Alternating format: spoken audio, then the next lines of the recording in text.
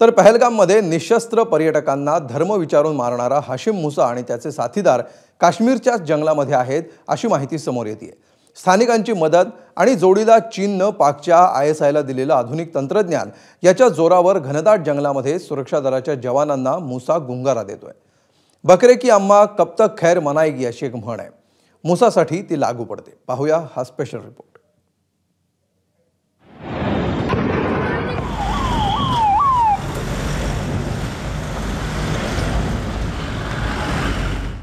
पहलगाम दहशतवादी हल्ल्याला 12 दिवस उलटले, पण हा हल्ला करणारे धर्म विचारून पर्यटकांना मारणारे जिहादी दहशतवादी अजूनही फरार आहेत। त्यांचा शोध अजूनही सुरू आहे।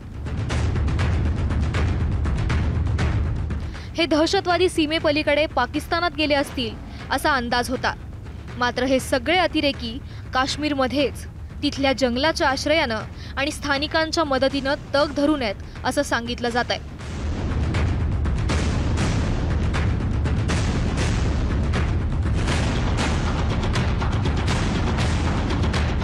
पहलगाम हल्ल्यानंतर दहशतवादी कुठे पळाले, या दहशतवाद्यांना कुणी मदत केली याचा तपास NIA करते। NIAची टीम पहलगाम ते जम्मू पर्यंत पुरावे गोळा करते। दहशतवाद्यांना मदत करणाऱ्यांची कसून चौकशी केली जाते। जम्मू काश्मीरच्या वेगवेगळ्या भागात शोध मोहीम राबवली जाते।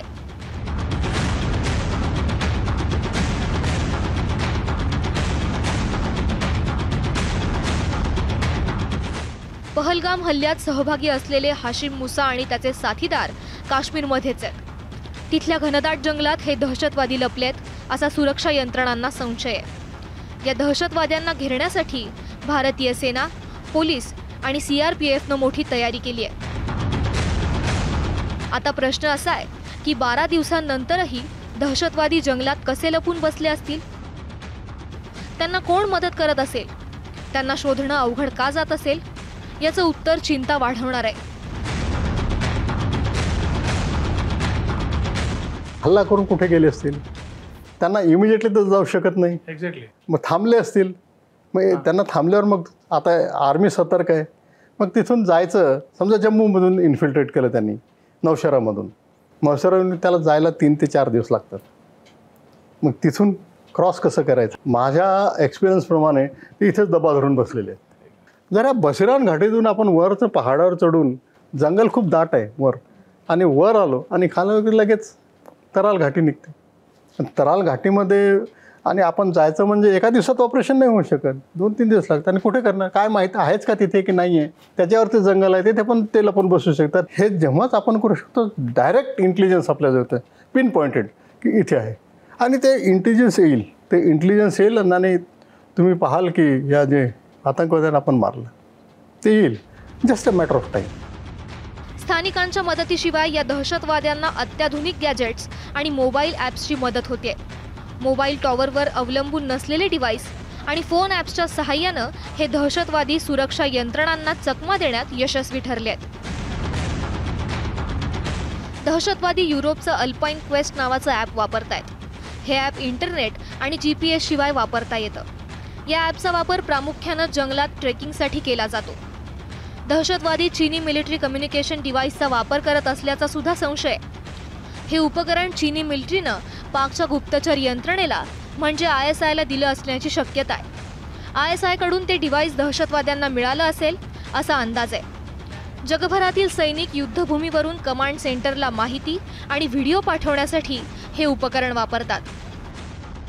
हाशिम मुसा असो की बाकी 4 ते 6 लोक असो, हे लोक कुठल्या तरी एका इलाक्यामध्ये पळून गेलेले आहेत। तिथे कॉर्डन अँड सर्च चालू आहे आणि लवकरच आपण पाहू की जितके आतंकवादी आहेत आणि दहशतगर्दी आहेत ह्यांचा आपण जरूर पकडू आणि त्यांना आपण संपवू। जोपर्यंत त्यांना सपोर्ट आहे आणि जोपर्यंत तिथले लोकल ओव्हरग्राऊंड वर्कर्स त्यांना सपोर्ट करतायत, काही दिवस राहतील पण हे अल्टिमेटली संपुष्टात येतील। हल्ला करण्यासाठी सीमेपलीकडून काश्मीरात येणं, पर्यटकांना मारणं, हल्ला करून पुन्हा 12 दिवस लपून राहणं या गोष्टी स्थानिकांच्या मदतीशिवाय शक्य नाही, यावर तज्ज्ञांचं एकमत आहे। पाकिस्तान आर्मीची मदत, त्याला चीनची छुपी साथ, चीनच्या अत्याधुनिक तंत्रज्ञानाचं पाठबळ या जोरावर मुसा आणि त्याचे साथीदार लपून बसलेत। मात्र ते फार काळ लपू शकणार नाहीत। भारतीय सैनिक त्यांना पाताळातूनही शोधून काढतील, सोबत त्यांच्या आकांनाही धडा शिकवतील, हे नक्की। ब्युरो रिपोर्ट, एबीपी माझा। एबीपी माझा, उघडा डोळे बघा नीट।